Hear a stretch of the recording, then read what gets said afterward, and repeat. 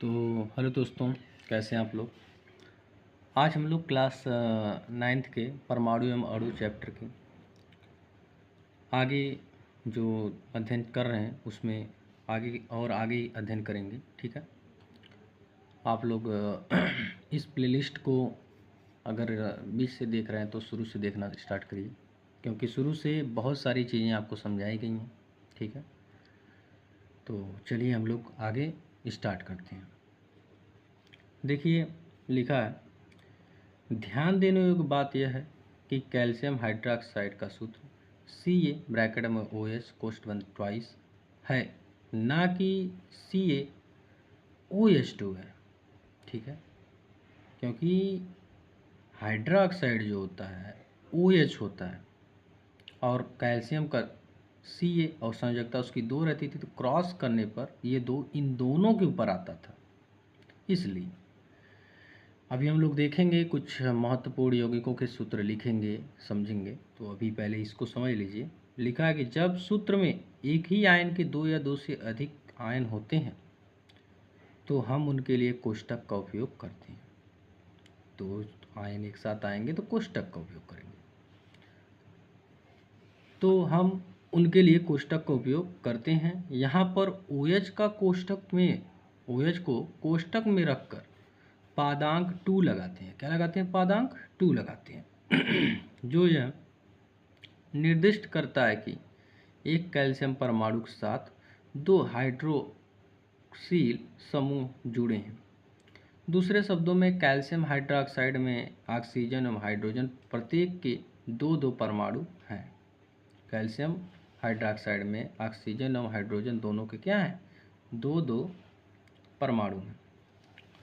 जैसे यहाँ देखिए, सोडियम कार्बोनेट बनाना है, सोडियम का Na हो जाता है, कार्बोनेट का CO3 हो जाता है।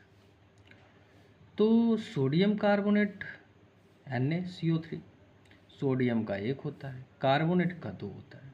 क्रॉस गुणा कराएंगे तो Na2CO3 इसका सूत्र मिलता है। ठीक है, Na2CO3 इसका क्या मिलता है? सूत्र मिलता है। आगे ध्यान दीजिए, उपरोक्त उदाहरण में कोष्टक के उपयोग की आवश्यकता नहीं है। इसमें कोष्टक की आवश्यकता क्यों नहीं है? क्योंकि एक है, एक का गुणा होगा तो वही आता है।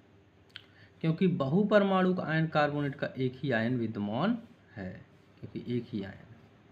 अमोनियम सल्फेट का सूत्र NH4SO4, इसका भी 1 है, इसका 2। अब ध्यान दीजिएगा, इसके अमोनियम सल्फेट का जो सूत्र है NH4 है और यहाँ 2 है, दोनों का क्रॉस जब होगा तो इसे ब्रैकेट में भरना पड़ेगा, तब A2 लगाना होगा, और SO4 में नहीं लगाना पड़ेगा क्योंकि ये एक ही है। तो इस प्रकार से हो जाएगा। अब यहाँ पर कुछ दे रखे हैं उदाहरण आपको बनाने के लिए, तो हम आपको ये बना के दिखाते हैं किस प्रकार से इसको बनाना है।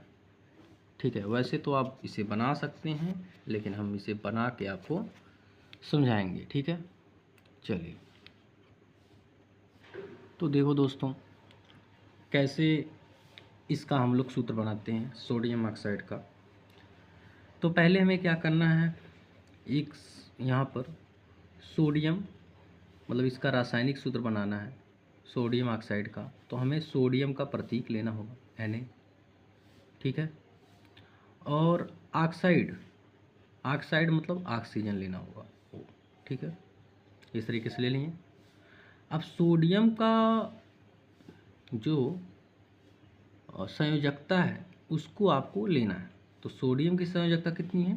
1 है, तो उसके नीचे यहाँ पर लिख लेते 1, प्लस में होता है। ठीक है, ऑक्सीजन की कितनी होती है? 2, माइनस में आयन होता है। ठीक है, अब इन दोनों का हम क्या कराएंगे? क्रॉस कराएंगे, ऐसे आराम से समझिएगा। ठीक है, क्रॉस कराएंगे तो अब जो निकल के आएगा यहाँ पर, ऐसे सूत्र लिख करके आप कर सकते हैं ऐसे।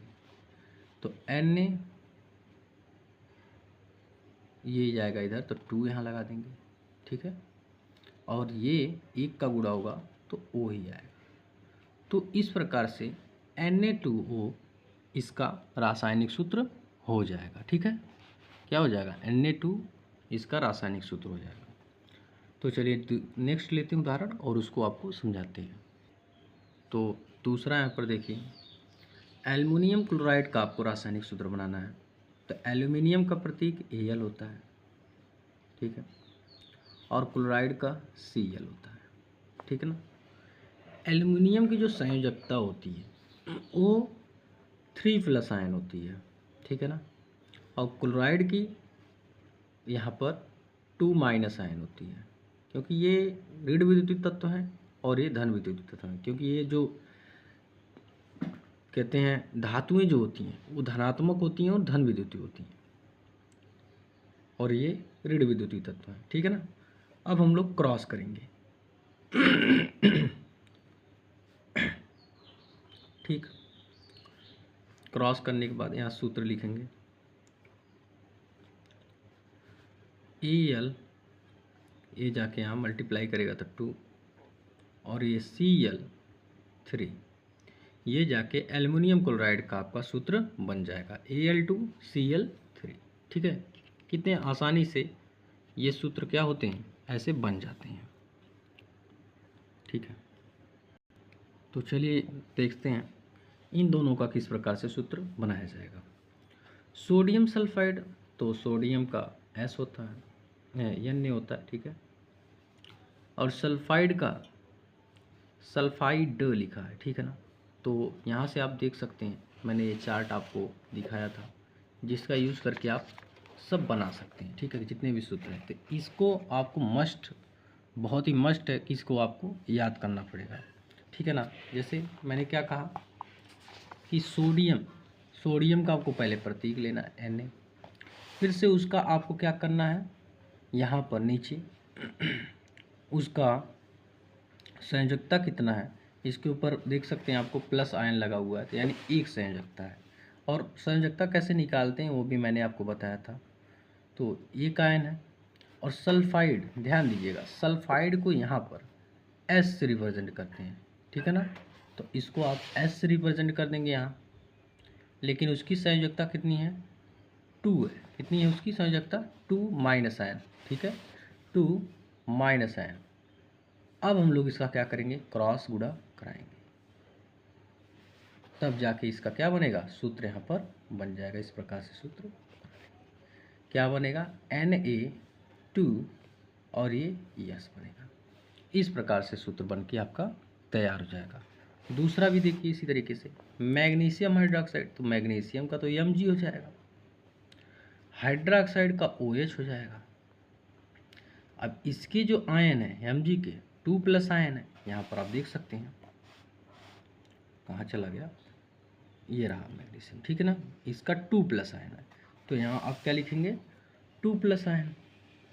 हाइड्रोक्साइड के ऊपर देखिए माइनस आयन यहाँ पर, तो ये -1 हो जाएगा यहाँ पर।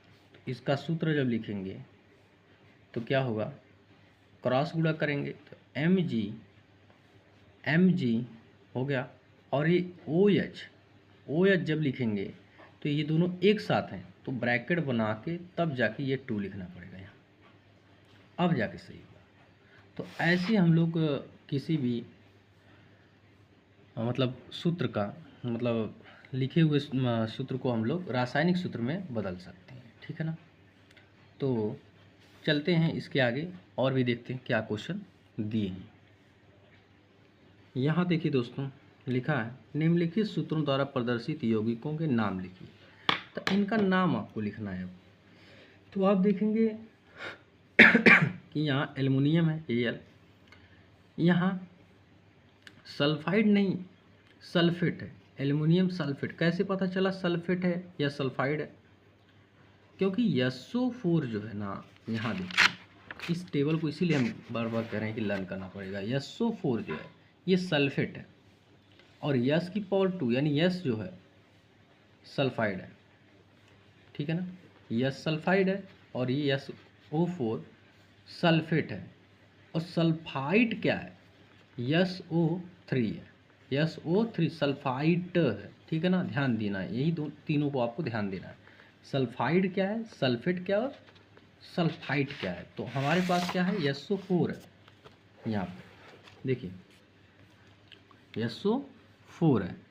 तो ये सल्फेट है, ठीक है ना, सल्फेट यहाँ पर फिर से दिखा दे रहे हैं, ये सल्फेट है, ठीक है। चलिए तो इसका रासायनिक सूत्र बनाते हैं। क्या लिखा जाएगा, इसको दिख रहा है कि नहीं आपको? हाँ देखिए, इसको क्या लिखा जाएगा, एल्युमिनियम सल्फेट लिखा जाएगा। क्या लिखा जाएगा इसका हिंदी में आप लिखेंगे एल्युमिनियम सल्फेट। और एक कैल्शियम CaCl2, तो कैल्शियम हो जाएगा, ये क्लोराइड हो जाएगा, कैल्शियम क्लोराइड। के को पोटेशियम बोला जाता है, पोटेशियम, ये देखिए सल्फेट हो जाएगा, SO4 को सल्फेट बोलते हैं, तो पोटेशियम सल्फेट। ये पोटेशियम ये नाइट्रेट है, NO3 को नाइट्रेट बोलते हैं, तो पोटेशियम नाइट्रेट हो जाएगा। और ये आपका कैल्शियम कार्बोनेट हो जाएगा। तो इस प्रकार से आप क्या कर सकते हैं कि किसी भी यौगिक मतलब को उसका नाम आप पढ़ सकते हैं इजीली। लिखा हुआ यौगिक होगा तो उसका नाम आप इजीली पढ़ पाएंगे अगर आपको वो चार्ट याद होगा तो, ठीक है ना। तो चलिए अब मिलेंगे नेक्स्ट वीडियो में आप लोगों से। आज के लिए इतना ही छोटा सा वीडियो बनाएं ताकि आगे की चीज़ों को हम अच्छे से और समझा सकें, क्योंकि आगे की चीज़ें अलग हैं, ठीक है ना। तो मिलते हैं नेक्स्ट वीडियो में।